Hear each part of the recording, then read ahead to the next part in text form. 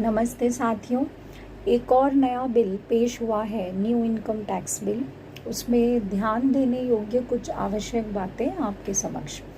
सबसे पहले बात करते हैं स्पेसिफिक प्रोविजन क्लॉज 247 के बारे में। इस क्लॉज में स्पेसिफिकली टैक्स ऑफिसर्स को एम्पावर किया गया है कि किसी की छिपी हुई आय या संपत्ति के संदेह का मामला हो, जब आवश्यक समझा जाए तो प्रवेश कोड को पार कर सकते हैं और संरक्षित स्थानों में भौतिक या डिजिटल रूप से प्रवेश कर सकते हैं।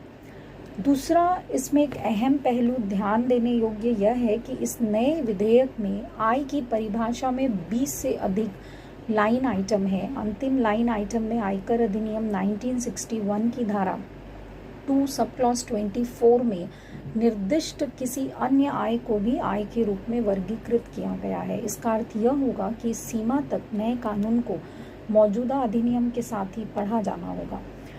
ये भी ध्यान देने योग्य हम सभी के लिए है। अब सवाल यह है कि सरकार कहती है लिटिगेशंस कम होंगे, अच्छी बात है।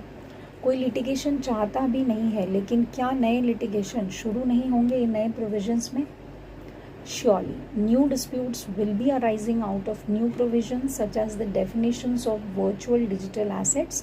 कोई सूट फाइल कर सकता है इस विषय में और कहेगा that this asset does not fall into the definition of virtual digital assets. Well, right to privacy की बात करें तो कोई भी लॉज फंडामेंटल राइट्स को इन्फ्रिंज नहीं कर सकते हैं, चाहे सूचना संग्रहण का मामला हो, निगरानी के दायरे का अतिक्रमण करना हो या टैक्स ऑफिसर्स को असंगत शक्तियां प्रदान करना हो। भारतीय संविधान द्वारा मान्यता प्राप्त राइट टू प्राइवेसी के आधार पर इसे कानूनी रूप से आप चुनौती दी जा सकती है।